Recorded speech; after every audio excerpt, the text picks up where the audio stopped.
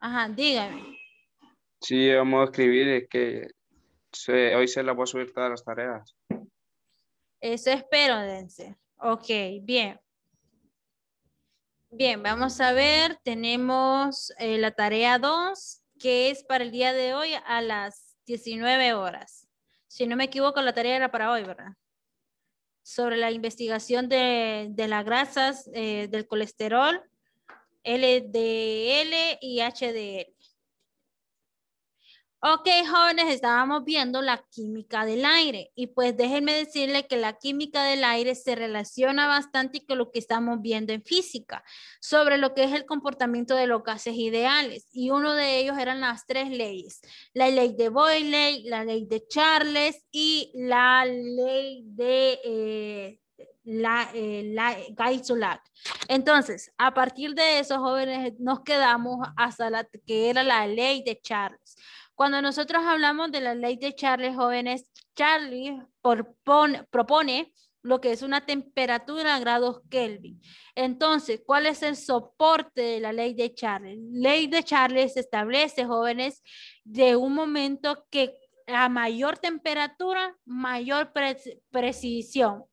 Entonces, a partir de eso, él empezó a cuestionar los globos de helio. Entonces decía, si un globo tiene mucho contenido, o sea, tiene un aumento de, pongámosle, 10 de diámetro, ¿cuál es la cantidad de temperatura inicial? ¿Cuál es el volumen inicial? ¿A qué temperatura puede estar presente? Entonces él dijo, ok, pero si está en escala Celsius, esto no podría elevar este gas, sino que tendría que estar a una temperatura constante, como en la temperatura Kelvin. Entonces, a partir de eso, él empezó a manifestar lo que era la ley de Charles. Entonces, la ley de Charles, jóvenes, finalmente tiene una expresión matemática, que para la ley de Charles es volumen inicial entre la temperatura inicial. Esto va a ser igual al volumen final entre la temperatura inicial.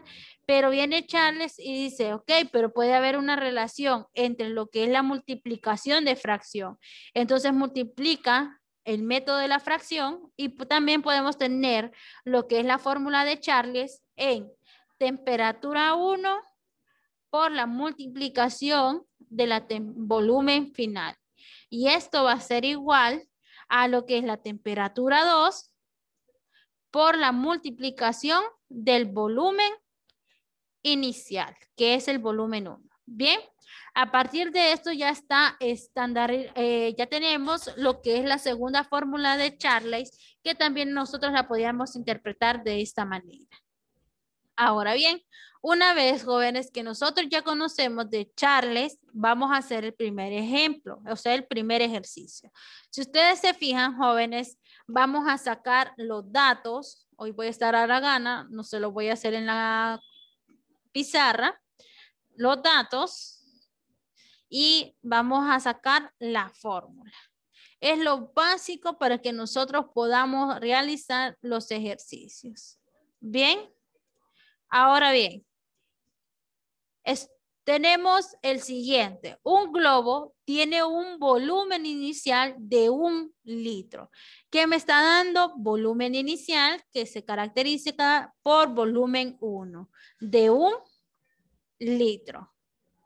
A partir de eso tiene una temperatura de 25 grados Celsius. Tiene la primera temperatura que está a 25 grados Celsius. Pero nos dice que esa temperatura se modifica a 323 grados Celsius. O sea, tengo una temperatura 2 de 323 grados Celsius. ¿Cuál será el nuevo volumen de gas? O sea, ¿cuál es el nuevo volumen de gas final para este globo? A partir de eso, nosotros ya tenemos los datos, jóvenes. Y una vez que nosotros tenemos los datos, empezamos a realizar la fórmula. Como nosotros ya conocemos la fórmula de Charles Darwin, entonces nuestra fórmula es temperatura 1 por volumen 2. Esto va a ser igual a la temperatura 2 por el volumen 1. Como yo deseo encontrar volumen 2, jóvenes, necesito despejar. ¿Y quién me está estorbando? Me está estorbando la temperatura inicial. Entonces, lo que está multiplicando pasa al otro lado a Dividir. dividir. Entonces, me queda que el volumen final va a ser igual a la temperatura final por la multiplicación del volumen inicial entre la temperatura inicial. A partir de eso, jóvenes, nosotros ya tenemos el procedimiento. Ahora bien, ¿en qué nos está afectando ahorita mismo, jóvenes? Nos está afectando la temperatura. ¿Por qué? Porque me está diciendo la ley de Charles que la temperatura es en grados Kelvin. Bien, ahora bien, pero en este caso nosotros tenemos grados Celsius y grados Celsius. ¿Creen que podemos cancelar los grados Celsius con grados Celsius?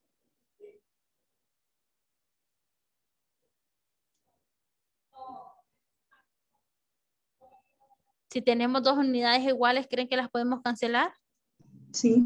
Claro que sí. Entonces, en este caso, no nos afecta la temperatura grados Celsius.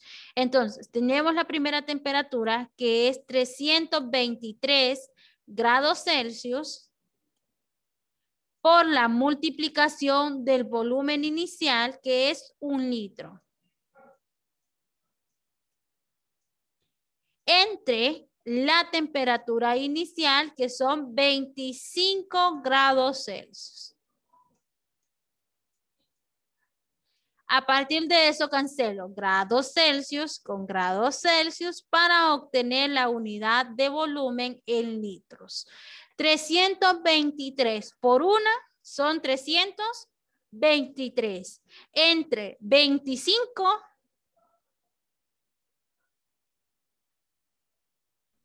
12.92. 12.92 ¿qué?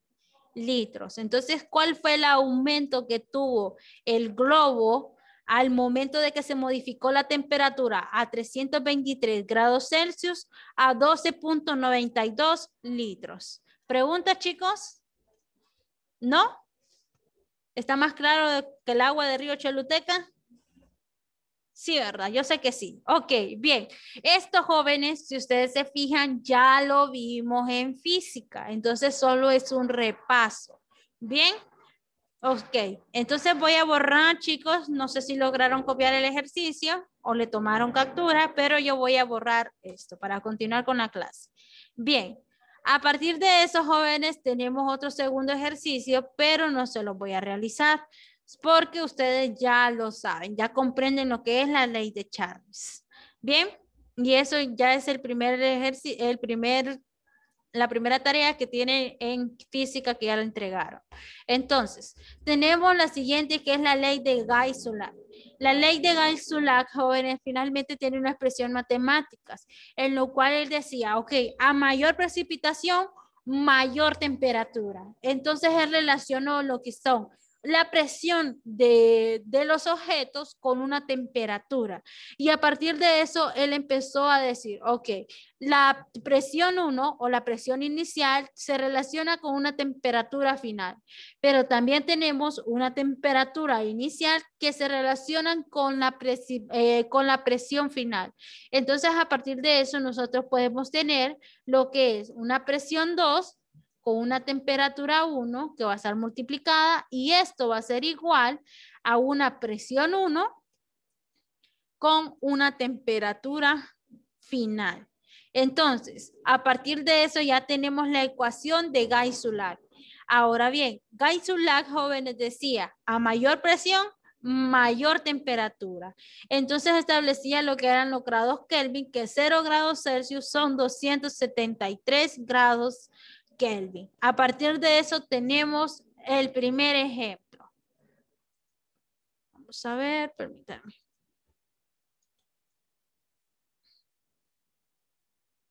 Ok, tenemos el primer ejemplo.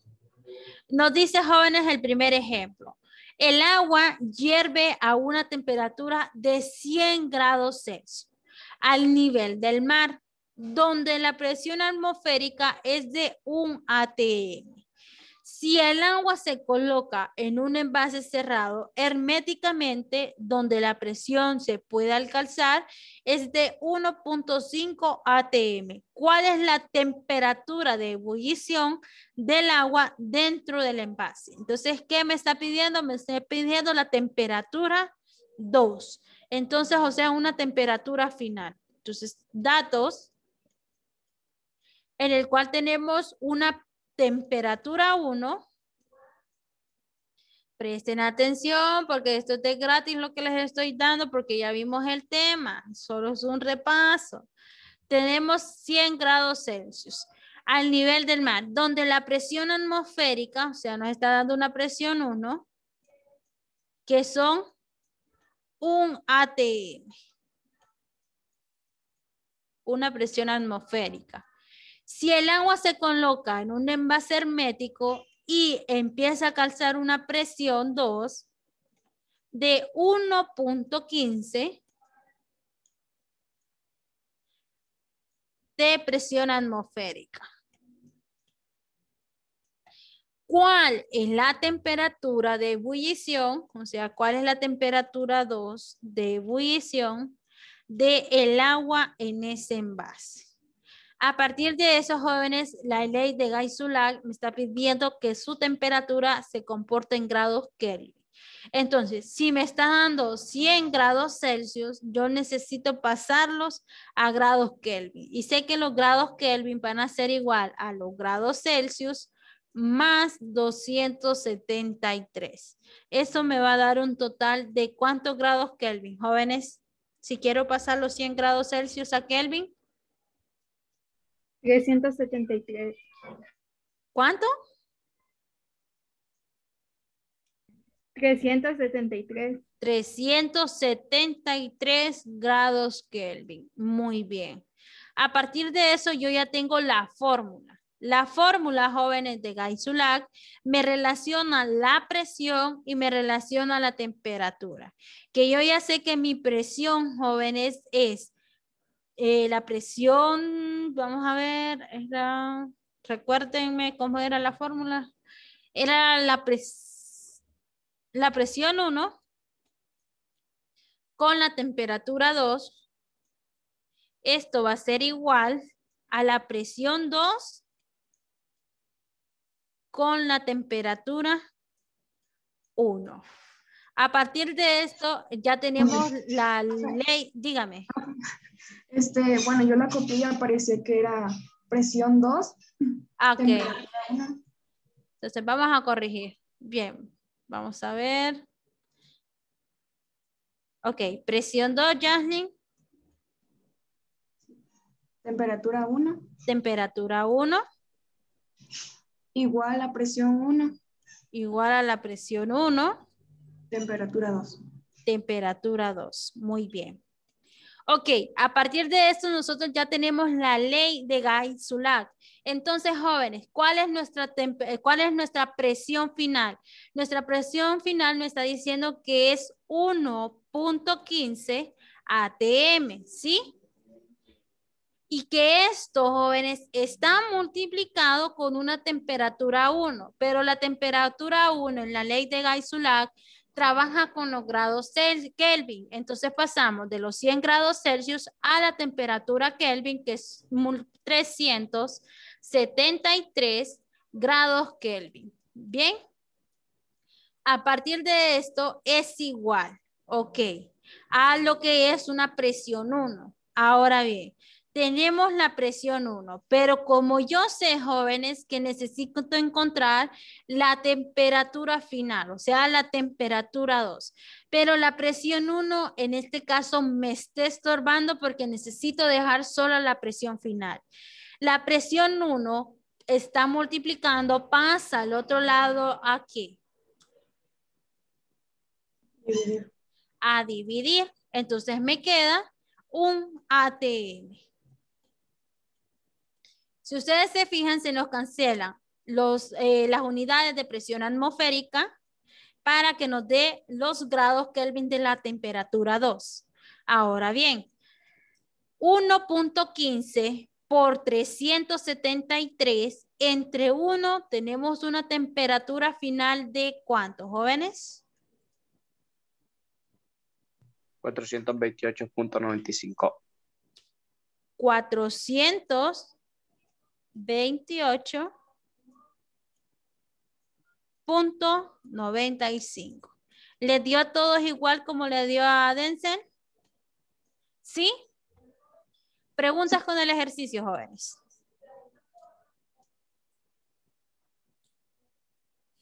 Dígame, profe Andrea. Disculpe, yo sé que está ahí, emocionada con su clase, disculpe. Chicos, ya les subí el apartado a Classroom para que lo puedan subir antes de las 10:10. ¿Ok? Esa es su evidencia de hoy, extra, aparte. Entonces, porque cuando suben eso, Profe Andrea, no, casi no se le escuchó nada. sí. Se congela, ahorita me fijé. Ok, chicos, ya les subí el espacio de Classroom para que puedan subir lo que trabajaron en clase, que estuvieron ustedes hoy, ¿verdad? Entonces, lo suben antes de las 10:10, por favor. Tienen un puntaje extra, por decirlo así, por subirlo hoy, en este momento, y por solo estar ustedes 4. Entonces, quedan nada más. Gracias, profe. Bueno, a la orden, profe. Vemos. Hágale como los mismos. Así les digo yo, son unos mimos porque no hablan. Ok, bien. ¿Copiaron, chicos, el ejemplo? ¿Sí? Ok, excelente. Entonces voy a proceder a borrar y seguir con la clase. Bien, a partir de eso tenemos otro ejemplo de la ley de Gay-Lussac. No lo voy a hacer porque ya lo vimos. Entonces, dentro de lo que es la química del aire, jóvenes, también hay una teoría cinética de los gases. O sea, cuál es el comportamiento del aire a gran cantidad, o sea, a la distancia, a la velocidad, a la rapidez, a la desplazamiento constante, cuál es la dirección, el sentido que toma el aire. Entonces, la energía cinética que lo vimos en física 1 relaciona lo que es la distancia, el desplazamiento y la velocidad media. ¿Se acuerdan, verdad? Entonces, a partir de eso, jóvenes, el comportamiento de los gases tiene bastantes partículas del gas que se mueve de manera continua. Y eso se debe 1, a la rapidez y al azar de las líneas rectas y en las direcciones por donde va el aire. 2, por ejemplo, ¿qué ejemplo les puedo poner aquí a ustedes? Vaya, por ejemplo, ayer llovió. ¿Bien? Entonces, me gustaría saber, ¿cómo les puedo decir? Bien, si ustedes se fijaron ayer, empezó a hacer aquel gran viento y empezaron a venirse las gotas de agua, ¿sí? Ahora yo les pregunto, ¿ustedes creen que la lluvia cae a una misma dirección con respecto al aire? ¿O cuando viene el aire, las gotas cómo se dispersan? ¿O qué sucede con las gotas de agua? ¿Qué creen que sucedería con el aire y el agua en la lluvia?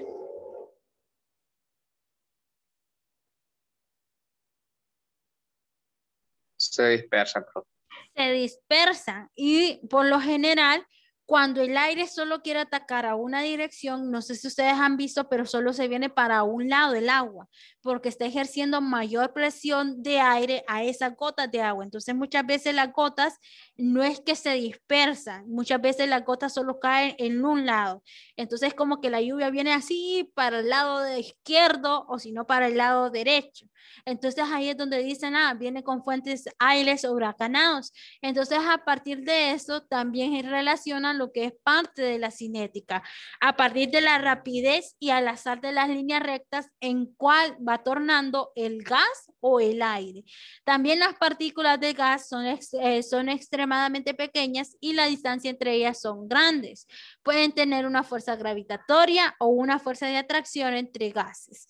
Asimismo, también la energía cinética, jóvenes, tiene el promedio y el promedio que ellos tienen es la misma para todos los gases y que la temperatura varía, pero también varía proporcionalmente a lo que es una temperatura Kelvin. A partir de eso tenemos los mol, masa, número de Avogadro, ley de Avogadro y volumen molar. Pues como ustedes ya sé que son jóvenes inteligentes, ya conocemos lo que son mol. Mol se conoce con una N minúscula, que es la cantidad expresada en gramos. O sea, ¿qué es lo que nos quiere decir los mol? Son los números de partículas de un número exacto contenido en átomos de 12 gramos de isótopos en un carbono de 12. A partir de eso tenemos lo que es el número de Avogadro, que se caracteriza por una N mayúscula y una A minúscula, número de Avogadro, que su cantidad en partículas ya está dado, que son 6.023 por 10. A partir de eso tenemos la ley de Avogadro. ¿En qué consiste la ley de Avogadro? Bueno, la ley de Avogadro consiste que ambos volúmenes iguales hacen diferencia condición de temperatura y presión, pero ambos contienen mismas partículas. Entonces, a partir de eso, ya el volumen molecular se ve involucrado, pero ¿en qué? En la manifestación de los gases, que dijimos que lo estudiaba lo que era Avogadro, en cualquier gas corresponde a 2.4 litros cuando se encuentra en condiciones normales, pero ya cuando aumenta esta temperatura puede comportarse a 273 Kelvin y a un atm según la relación de su temperatura o de su volumen. A partir de eso tenemos los moles, que ya dijimos que los moles es una cantidad básica de la materia y que se caracteriza por 6.023 por 10 a la 23 unidades. Tenemos también la siguiente fórmula. Entonces, jóvenes, esa es la tarea que me van a hacer el día de hoy. Entonces, necesito que saquen su tabla periódica para los que la tienen, su calculadora y volvamos a trabajar en este repaso. Por ejemplo,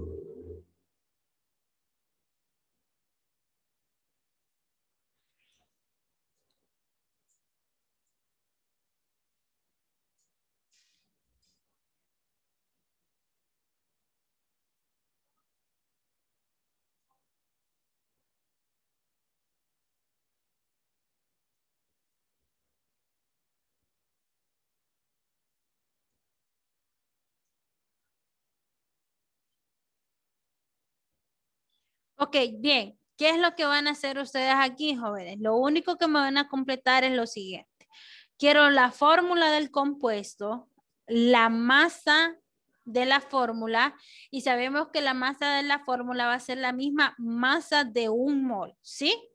A partir de eso tenemos el número de partículas dentro de lo que son los números de partículas que ya dijimos que es el número de Avogadro, 6.023 por 10 a la 23 gramos. Tenemos masa de 5 moles. ¿Cómo creen que podría ser la masa de 5 moles en el cloro?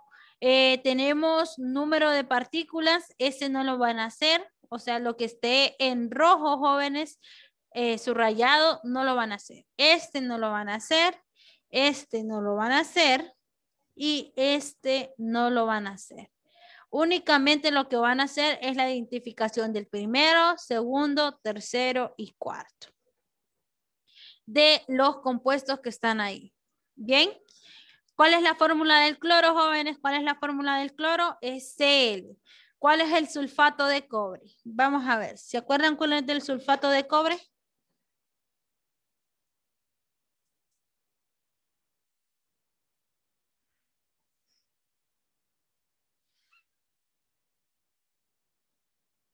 ¿Cuál es del sulfato de cobre?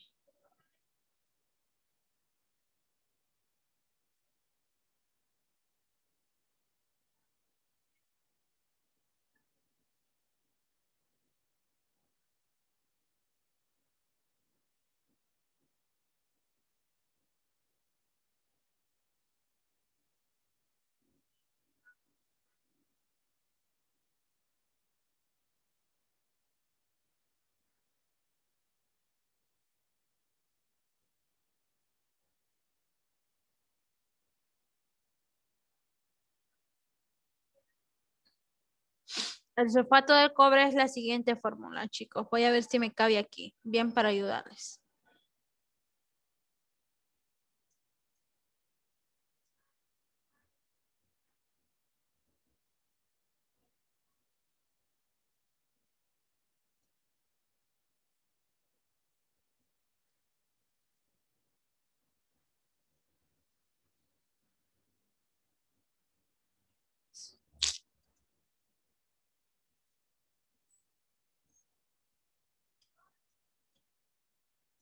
Sulfato de cobre 2.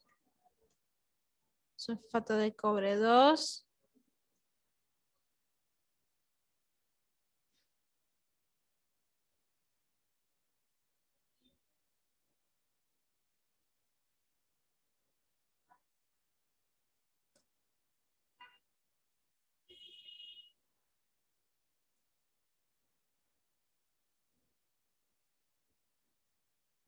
Casi no me va a caber ustedes. 5H 2O. Tenemos el cloruro de hierro 3, que es FeCl.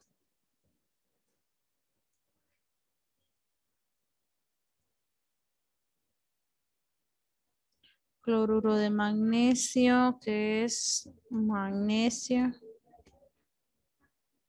¿Se acuerdan cómo sacar el peso molecular, verdad, jóvenes? Eso va a ser la cantidad de masa formular de cada uno de los compuestos, que era la suma de cada uno. Por ejemplo, ¿cuál es el peso del cobre? ¿Cuál es la masa del cobre, jóvenes? Tabla periódica.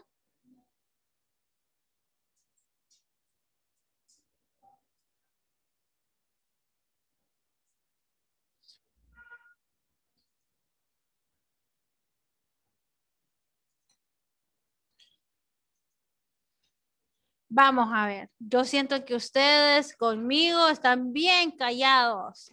¡Qué barbaridad! Vamos a hacer lo que es el sulfato de cobre. Sulfato de cobre tenemos la fórmula que es CO4, 5H2, o creo. Verifiquen una vez si me hace falta una O al final. No, o está bien así.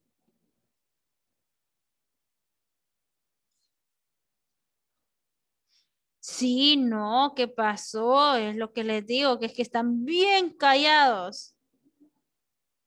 Oh. Ok, acordémonos del peso molecular. El peso molecular del cobre, jóvenes. ¿Cuál es el peso molecular del cobre? Busquen el cobre, ¿cuál es el peso del cobre? Busquen la tabla periódica. 63.55. Vamos a ver. 63.55. Muy bien. Ahora, ¿cuál es el peso molecular del azufre?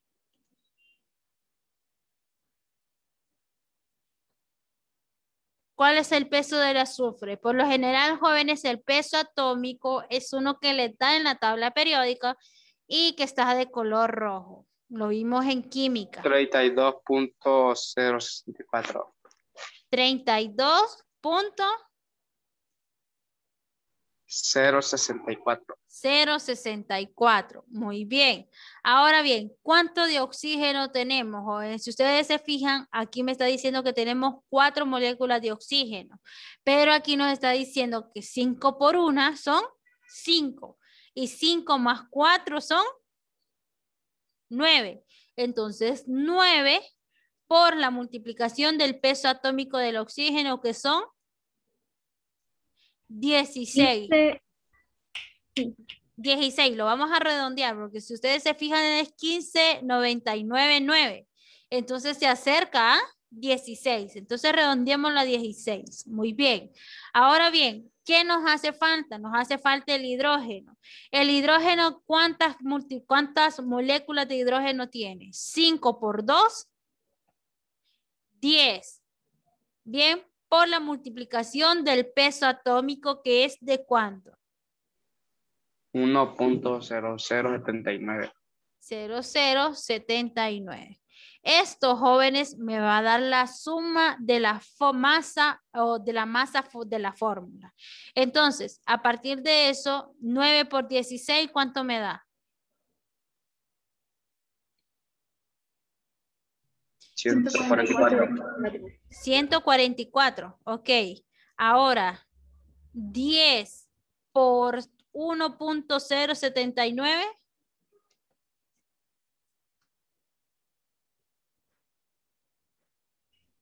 10.079. 10.0079. Ahora sí procedemos a sumar la suma para poder obtener la masa de la fórmula. Entonces, tenemos 63.55 más 32.064 más 144 más 10.0079. Eso me da un total de ¿cuánto?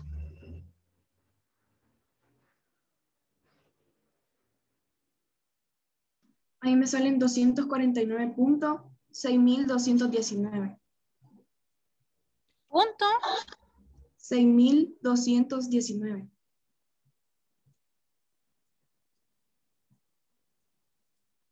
Ay, espérame, aquí es 0, ahí está.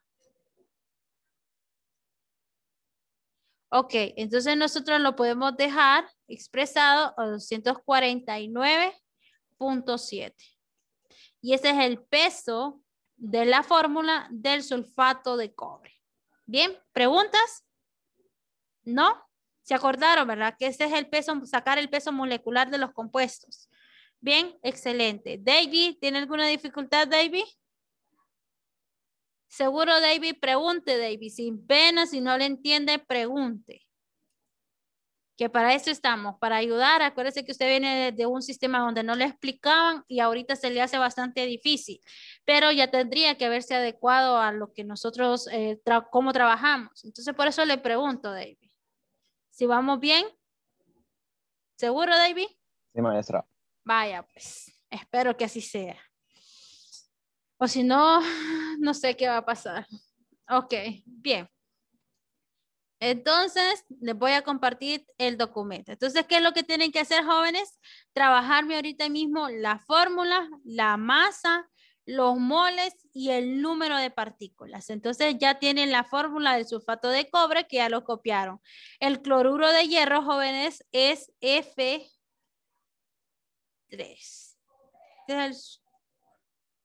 Tenemos el sulfuro de sodio, que el sulfuro de sodio es CaC.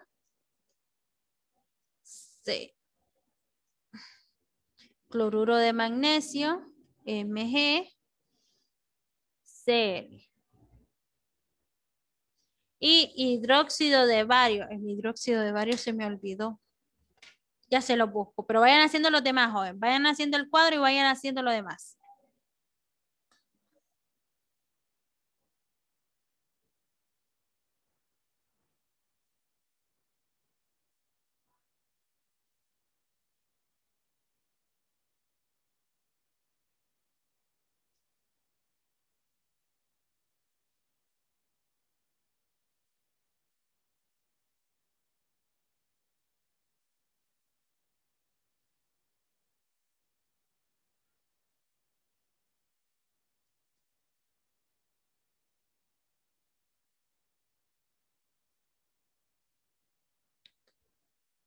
De hierro 3.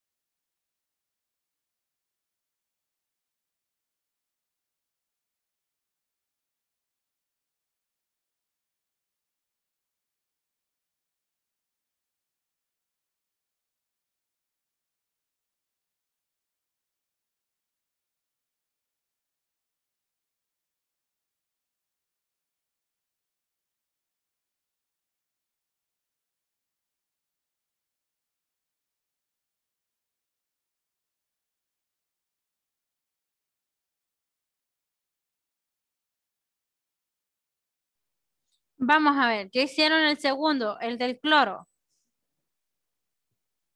¿Ya lo hicieron, jóvenes? No, ok, hagamos el del cloro. Por ejemplo, el cloro, jóvenes, ¿cuál es su peso de fórmula o peso molecular? Entonces nos vamos al cloro y nos dice que el cloro tiene 35,45 gramos.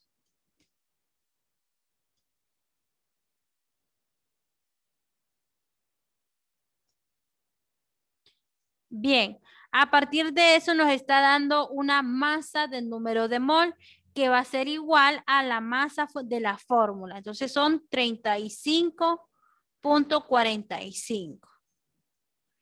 ¿Cuál es el número de partículas? Bueno, el número de partículas es el número de Avogadro y solo van a copiar el mismo que es 6,03023 por 10 al exponente 23.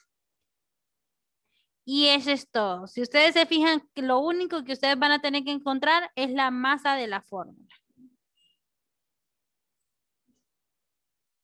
¿Bien?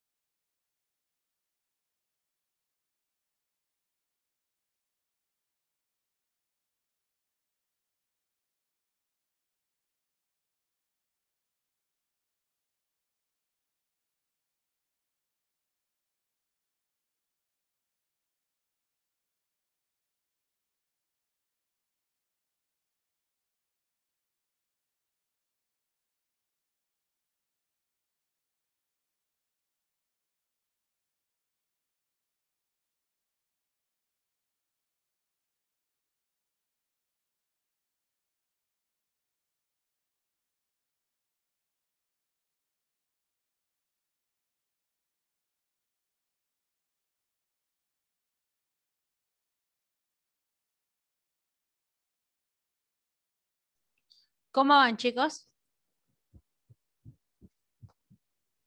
Más o menos. Sí, voy bien. David, ¿cómo va? Bien, ¿seguro? Ok, Denzel. ¿Cómo va, Denzel? Bien, profe. Ok.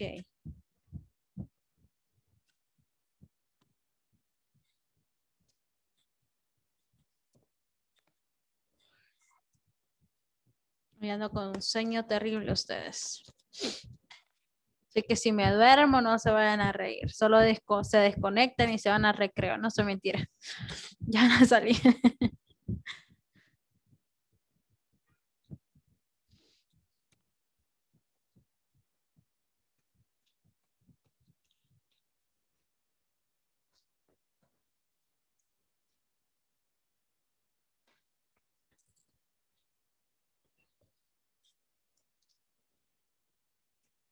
Ok, jóvenes. Entonces, vamos a ver. Lo dejamos hasta aquí por el día de hoy.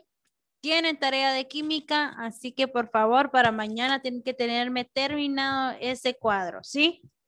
Para mañana en la clase. Ok, chicos, entonces nos vemos, si Dios lo permite, y nos vemos después de recreo otra vez, a física. Así que cuídense, chicos. Así que a desayunar y buen provecho.